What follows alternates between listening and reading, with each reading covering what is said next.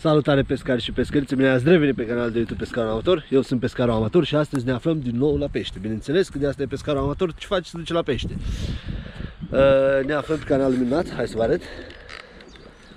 Aici am ales să pescuim aici, lângă malul celălalt acolo, e un pic de structură. Ne-am instalat aici, am una cu plută pe o cracană din asta făcută natural. Așa, și am un feeder acolo, un băț de feeder și asta, și încercăm să prindem un peștișor sau 2 sau 3, să vedem dacă o să avem ceva. În ultima perioadă a început să mănânce destul de bine pește, asta înseamnă că ar trebui să avem o trăsătură, 2, să putem avea o prezentare măcar. Na. O să pescuim până de seară, pentru că ceasul este deja, nu știu, 1 după amiază. Acum am ajuns și o să stăm până de seară să ne încercăm norocul. No, hai să dăm drumul la pescuit și să vedem ce prindem. Check the mic and make sure it sound right, boys.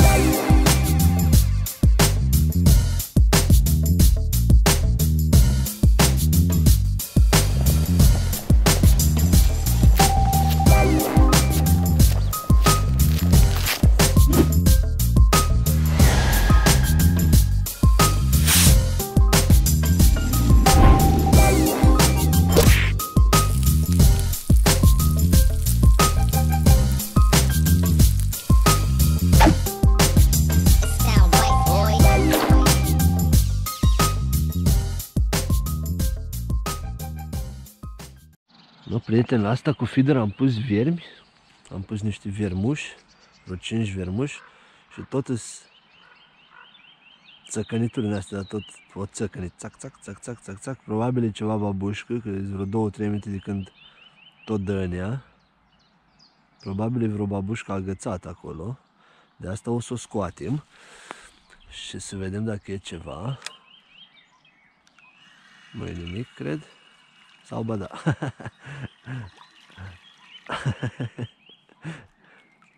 Asta este captura malefică. Și-o înghițit cârligul, fii atent. Da, uitați, 5 vermișori și am prins asta. Cu 5 vermișori.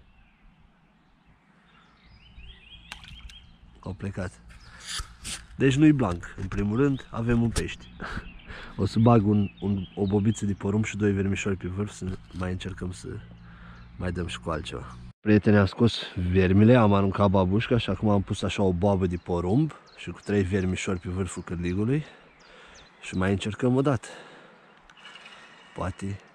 Poate intră și ceva mai mare.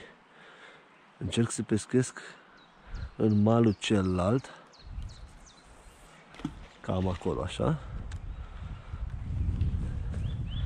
Și punem aici, asta trebuia să vină normal pe scaun, suportul ăsta, dar că să-l pun aici acum. Așteptăm în continuare. Și la feeder a venit un peștișor.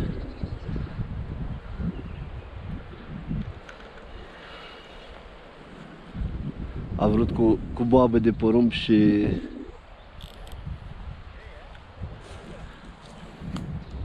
viermi.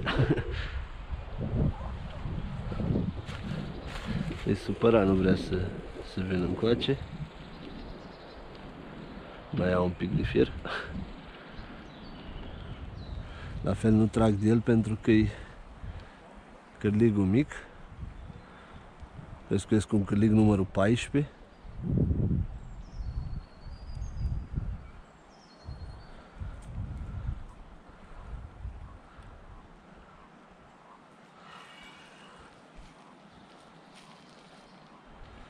Și nu-mi permis să trag de el. Un crăpcean oglindă. După, așa cred. Parcă așa s-a văzut.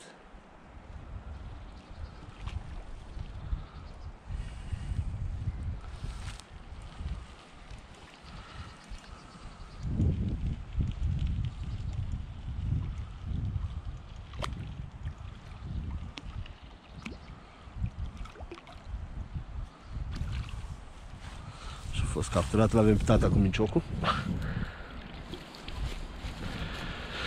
Micuț, micuț, micuț. Opș. Frumos, agățat regulamentar de buză.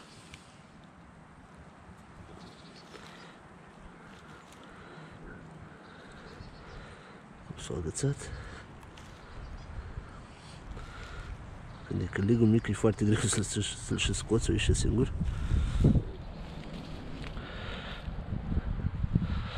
Opș. Și aici e peștișorul. Ceva micuț așa. Cântărim, îl măsurăm și revenim cu detalii. Și următorul peștișor, tot la feeder o vrut.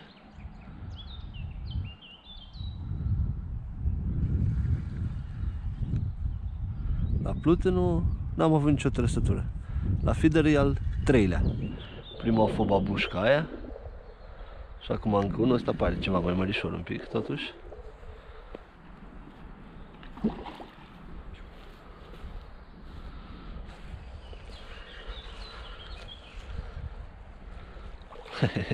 Tot un crap micuț. O glinjoară micuță.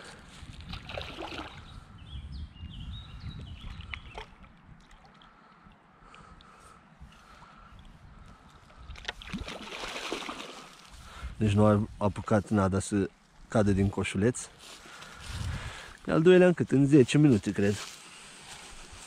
Tot ăla-i micuț. Tot mărimea aia. De crăpușor. Stau înghițit-o.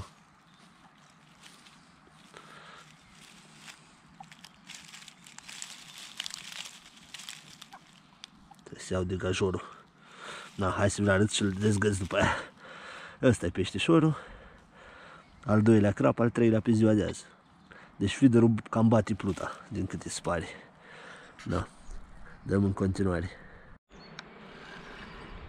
Și peștele cu numărul 4, tot la feeder. La plută nu dorește.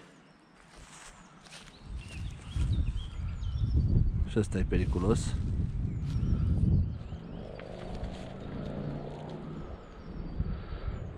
Pluta nu se mișcă.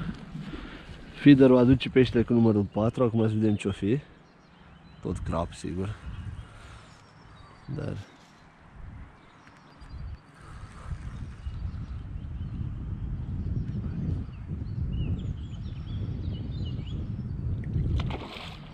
tot o oglindă cam aceeași mărime. E agățat ciudat.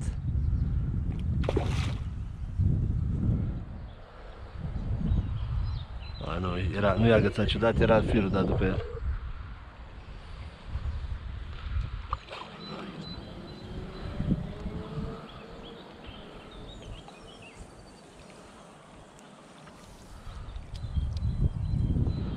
Și a fost și ăsta capturat.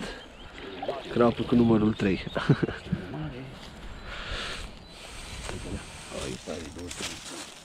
Da, ăsta e un pic mai mărișor ca ceilalți. Și ăsta o înghițit. O înghițit și el. Trebuie iar să scoatem cu croșetul. Hai să vi-l arăt.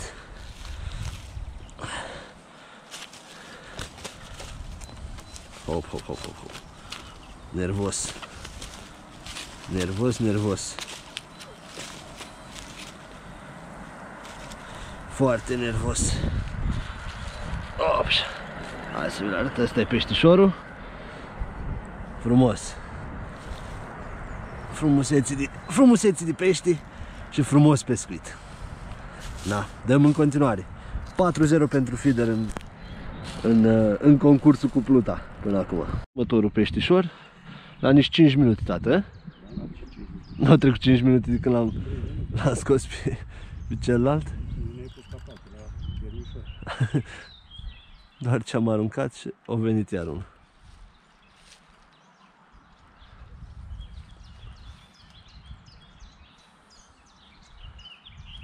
Nervos și ăsta.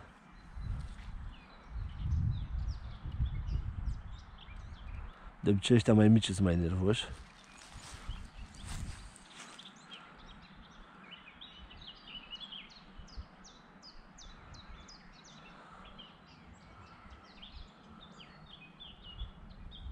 E acolo pluta.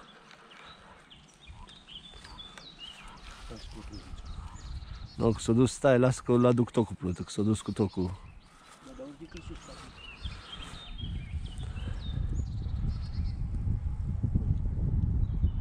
Sau era pește? Nu era pește.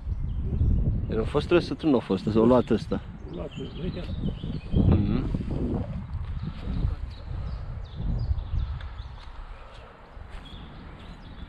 Ăsta nu se lasă, uite-le. Posibil să fie ori mai mărișor, ori supărat ale. Nu, e tot o glumă. Tot o glumă.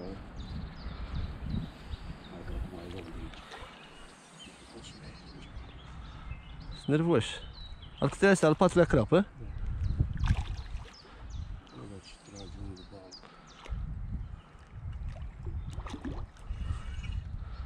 Al patrulea crap.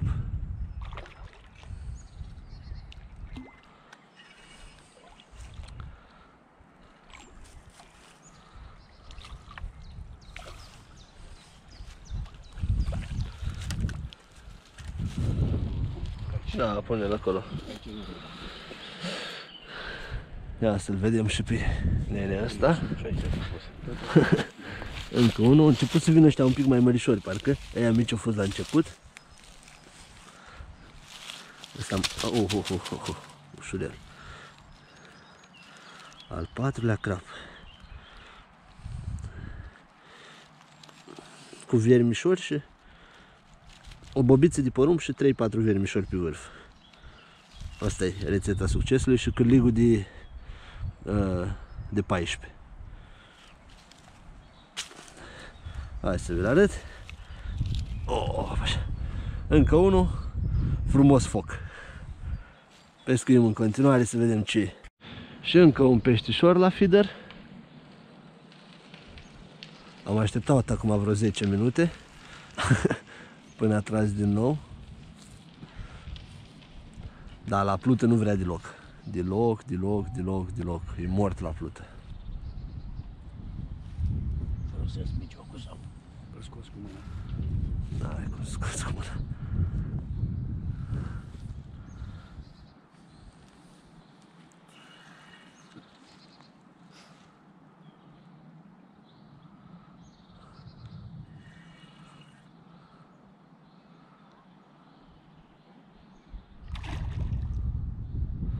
Tot o glindă.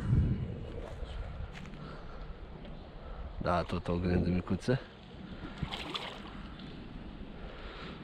Are balta pește ori pescarul știe. Are și balta pește, știi și pescarul,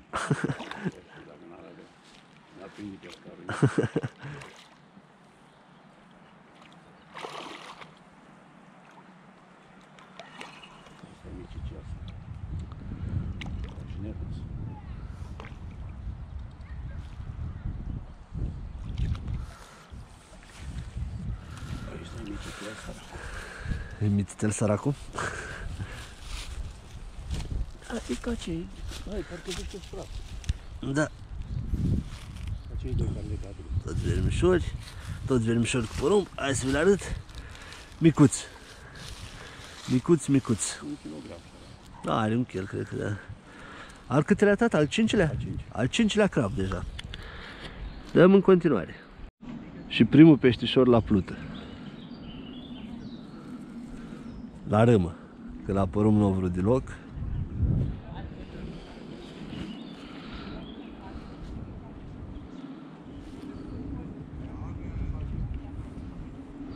Sunt curios ce este.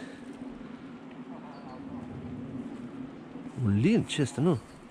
Un crap cu solzi. Crap cu solzi, Da, frumos, uite. Tot micuț, da. Ce colorit frumos are. Ce delicat, eu știu el. Eu mă așteptam ca să pui coșulețul.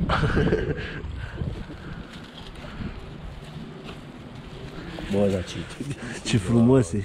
Da, ce frumos e și lung, așa, vezi? Uite-le. Da. Zici chiten, chiar că zici chiten. La râmă, râma aia pe cârlig, hop.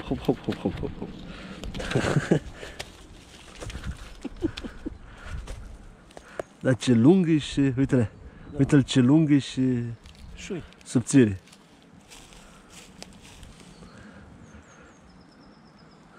Frumos.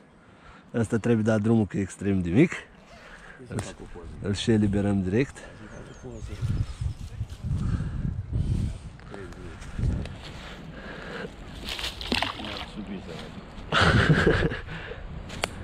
No, prieteni, și următorul peștișor din nou la feeder.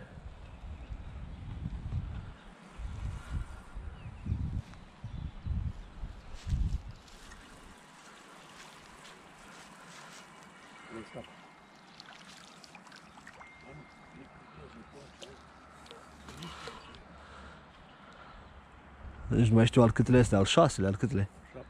7, 6, 7, pe acolo. Oricum ne-am mișcat bine astăzi și peștele o răspuns.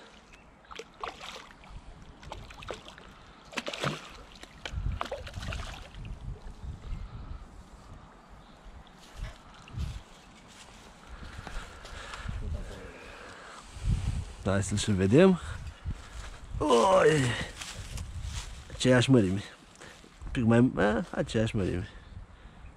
Dar ce frumos e s-o băgat cârligul în buză. Oi! Și ăsta e următorul frumușeal. Da, hop, hop, hop. Pescuim în continuare. Și încă un peștișor după o perioadă lungă de așteptare. Asta e ceva micuț. Ce asta?